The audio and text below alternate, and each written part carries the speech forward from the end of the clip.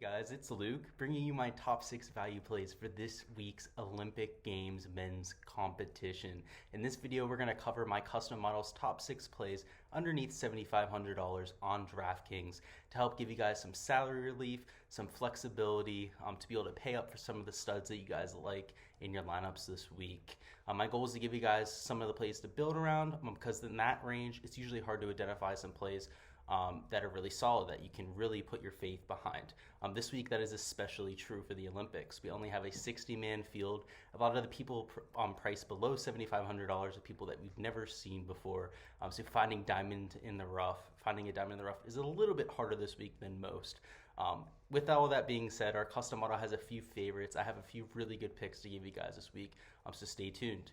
On top of the video content that I have out this week, I'm going to have out an ownership reaction video out later on today as well, going over some of my fades and sleeper picks. But I also have my Patreon page where I post my projections for all the players in the field. I have all 60 players in the field projected for this week, their ownership numbers as well as whether they're in my player pool, some game theory notes of how I'm implementing them, all that kind of stuff. So make sure to check that out. It's only $1 to join for the month, so you get this tournament, you get it through the FedEx Cup playoffs. It's a really good value for you guys. Without further delay though, let's hop into my picks and who I have as my top 6 value plays.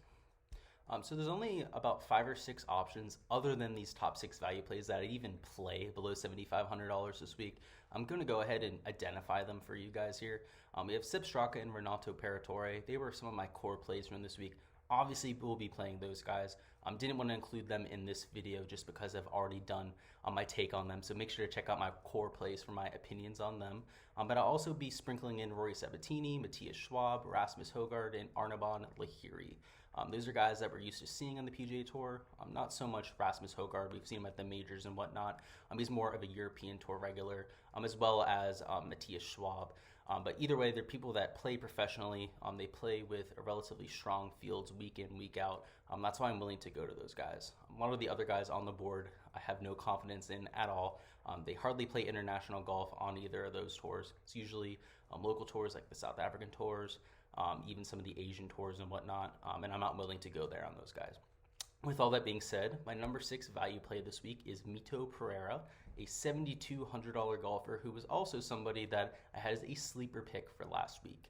He's been really solid on his first stretch on the PGA Tour, notably with a 6th place finish last week at the 3M Open. It was a really solid pick for us last week. And he also had a 5th place finish the week before at the Barbasol Championship. He's a Korn Ferry Tour standout, somebody who earned a battleground promotion this year by winning 3 times on that tour. That's very impressive.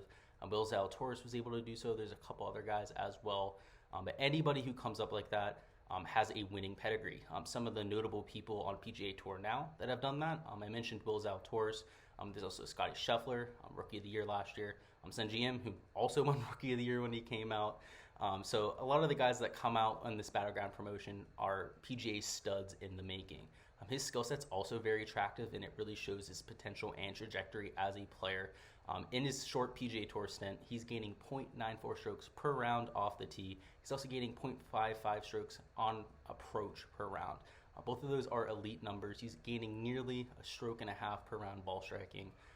That would be a top 5 in the world type of number. If he does have a weakness, though, it is his putting. His first start out, we saw him lose nearly a stroke and a half putting on way to a missed cut. Since then, though, he has made 4 straight cuts, gotten his shots gained putting number right back to neutral. So he's shown volatility with the putter, but that's exactly what you're looking for with guys further down the board. They're going to be far from perfect. They're going to have their skill set, their bread and butter, what they're good at. You're looking for them to have the spike week, and what there usually is a weakness for them. We saw it last week with Cameron Champ. Obviously, he's a horrible putter. He went out, had #1 shots gained putting, won the golf tournament. We also saw it the week before with Colin Morikawa. He's somebody who's not a very good putter, had a very good week, #1 shots gained putting. What did he do? Went out and won the Open Championship. So it's not impossible. It's something that happens time and time again. It's also why I like Justin Thomas this week. That's why he was my #1 spend up play this week. And it's also why I like Mito Pereira as my number 6 value pick. At number 5, we have Thomas Detry, who costs $7,500 and is perhaps the best European Tour regular that we have in this field. He's somebody who is a top 5 player on the European Tour, has been for the last 2 or 3 years. But when he has played on the PGA Tour, he has looked, let's say, mediocre at best. We have 12 measured rounds over the last few months on team is Thomas Detry, and he loses in every category except for his putting. So he hasn't been very good. But when we take a look at how he's played on the European Tour, he's clearly a better player than what we've seen over here in America. If we summarize his game from some of his metrics there on the European Tour, he's very long off the tee. He averages 308 yards per drive, and he usually actually tones that back a bit. He has a lot more power than he's used to. He's able to tone it up if he needs to on a long par 5. That's evidenced by his long drive of the year being nearly 395 yards. It's 394.8. Obviously, that was probably downhill, probably had some elevation change, but to hit the ball that far, you have to have a lot of club head speed. So one of the longer players, not necessarily one of the most accurate players off the tee. He's very solid on approach on the European Tour. He ranks top 10 in greens and regulation percentage.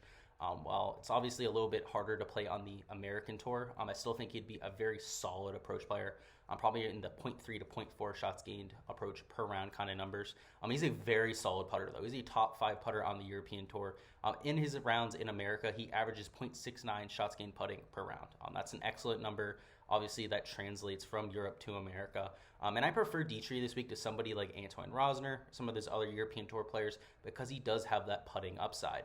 Detry's long off the tee. He spikes those approach weeks from time to time, and he's a very solid putter. So he has everything you need for scoring. He obviously isn't the best around the green. He isn't the best with his driving accuracy, but you're looking for the spike weeks in those kind of categories to contend or even post a win. So I really like his price tag at $7,500, and I really think that he's worth a shot on Draftkings this week. And at number 4, we have CT Pan at $7,100. He hasn't been his best this year, but he's been a little bit sneaky good, which is something that has found us a few winners over the past few weeks. So perhaps Pan is our guy this week. Despite the poor play of late, he's gained in all 4 major statistical categories over the last 32 rounds. He hasn't posted a top 25 in that stretch. He has a lot of made cuts, a few missed cuts as well. So it's a little bit surprising to see him gaining in all 4 categories. The problem with his game, the reason why we haven't seen him have a spike performance, his best category is shots gained off the tee, where he gains a whopping 0.2 strokes per round. So he's been just better than the average in terms of the PGA Tour. But I think this week in a weaker field, a field with only 60 players in it, he's going to do much better than we're used to seeing. Again, those shots gained numbers are compared to the average PGA Tour player. This week you're going to see a lot of European Tour guys that just aren't quite up to snuff. That's why Thomas Detry's numbers are a little bit nerfed when he comes over to America than what we're used to seeing over there in the European Tour. But someone like Pan's going to get the opposite kind of effect. His numbers are going to look even better against some weaker competition. Again, he's very consistent. He's been relatively consistent of late with making cuts, and I expect him to be extremely overlooked this week. Again, he hasn't really shown any flashy performances and whatnot, but he's somebody who, in a way, becomes a little bit more valuable when that happens. It's going to be probably in that 3 to 4% ownership range, which for a field like this with only 60 golfers, that is an extremely low level of ownership. You're looking at people around him in the 7 to 8% range on average, if not the 15 to 20% range if they're chalk.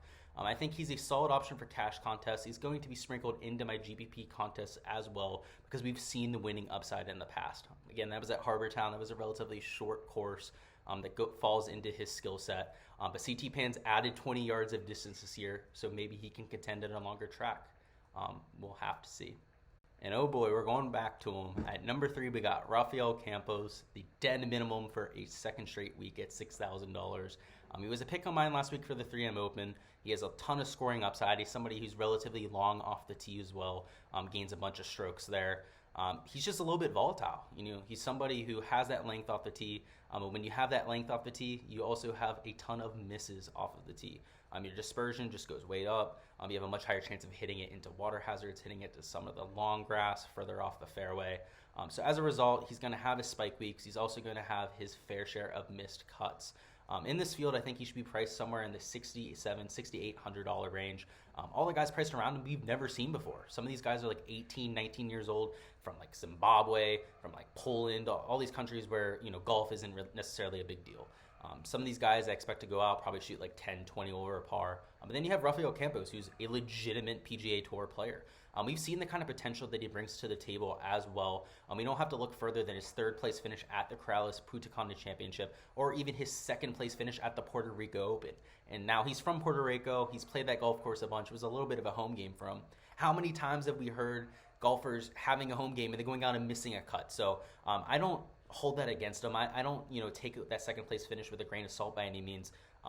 It's like when Xander Schauffele goes out and misses a cut at Pebble Beach. We don't think twice about it. So I definitely think it's still impressive. I also think that he's done well in relatively weak fields. If we take a look at both of those events, those are alternate fields. They're not the strongest fields in golf, and he's performed well. What do we have this week? Only 60 golfers. It's a no-cut event, and there's not that many great players priced around him. So I think he's a great value. He's by far the best value on the entire slate. And if we take a look at how he's played over the last 8 events, and while it's not been great at all, he hasn't had a top 50 finish over that stretch. He's still been driving the ball 306 yards. He's also been number 4 in the field in birdie or better percentage. He's averaging 4.25 birdies per round. So he's obviously put out some good fantasy scores. And in a no-cut event like this where he can double, triple bogey all he wants, hell, he could shoot 30 over par if he wants to. If he goes out and makes 20 or 30 birdies this week, he's going to be an optimal play at $6,000. So I have him at number 3 here. I could have had him at number 1. I can't stomach having Rafael Campos as my number 1 value play again. He obviously missed the cut last week, but there's no cut this week, guys. He's making the cut. He's going to put up a score. I'm going to have an outrageous amount of Rafael Campos. Rounding out my number 2 pick, we have Henrik Norlander at $6,800. The young Swede is getting a ton of steam this week. He's going to be major chalk. He's going to be the chalk bomb of the week if he goes and misses a cut, which, oh wait, he can't. That's right, so there's no chalk bombs this week. And frankly, I think it's warranted, the steam that he's getting. Last week, the guy in the situation for me was Jhonattan Vegas. Was getting a lot of steam. He'd come in with a lot of good performances in a row, and I took him as a value pick. I was willing to eat that chalk. I played him. Obviously, it paid off big time. He came in second place, put up a ton of birdies. I believe it was the second highest score on the entire slate. So you don't hate to see that at all. If we take a look at how Norlander has been playing, though, he's been on an absolute tear. He's made 5 straight cuts, and he had a 5th place finish at the Barbasol Championship to cap off that stretch of play. A lot of that's been carried by his approach play as well, which is great to see. Typically, you don't like seeing people being carried by like their putter or their around the green play, but when somebody's being carried by his approach play, that's very consistent. That's something that can translate from round to round. Typically, your swing is the most consistent part of your game. He's gaining 0.54 strokes gained approach per round. That is top 10 in the field. And he's also been somebody who's been very accurate with his driver. He's number 1 in the field in driving accuracy. And while he's not one of the longer players on tour, just averaging 288 yards per drive, he is somebody who hits a ton of fairways and doesn't put himself in trouble. I don't necessarily think that's the game plan to win this week, but at $6,800 and further down the board when you're dealing with guys that you've never seen before, people from the European Tour in bad form, Henrik Norlander is a head and shoulders pick above the rest. And finally, for my number 1 value play, we have the man, the legend, once again, Jhonattan Vegas, coming in at $7,400. He was my number 2 value play last week. He's my number 1 value play this week. He was chalk last week at the 3M Open, ended up finishing in second. It's going to be chalk again, and that's well warranted. I'm going right back. He's somebody who has elite distance, and at a course that's almost 7,500 yards in a par 71 is going to play a huge factor. He's top 3 in driving distance in the field. Only Ryan Fox and Rory McIlroy average longer off the tee. And on top of being a bomber, Vegas has been on an absolute heater with the rest of his game of late.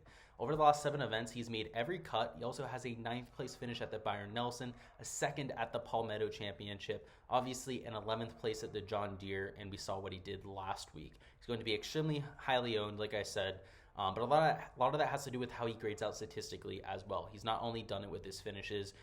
Statistically, he's gaining 0.9 shots gained off the tee per round. That is top 5 in the field, even with some of the smaller sample size guys ahead of him. He's getting 0.48 shots gained approach per round, and he's just been around a neutral putter. So if he comes in, he putts right around neutral, or even gains 1 or 2 strokes with the putter, he can contend and even take home a medal. So he comes in at number 1. He's going to be my highest owned value play of the week. Rafael Campos will probably be a close second. I've got for my top 6 value plays for this week, guys. Let me know in the comments who your favorite value play under $7,500 is for a chance to win a free month of my PGA Patreon projections. My ownership reaction video is going to be out later on this afternoon. A lot of that has to do with the lock happening earlier than usual. If you guys didn't know, the PGA DFS slate on Draftkings locks tomorrow, Wednesday afternoon at 6:30 p.m. Way earlier than normal. So as a result, I want to get my ownership reaction out as soon as I can for you guys. It'll be out around like 3 or 4 p.m. Eastern time. So make sure to take a look out for that for my top 3 fades and sleeper picks for this week's event. As always, make sure to like and subscribe if you guys enjoyed the content. It really helps me out with growing the channel, and it also makes sure that you guys catch the content as soon as it drops. As always, good luck with your lineups, and I will see you guys later on this afternoon for the ownership reaction.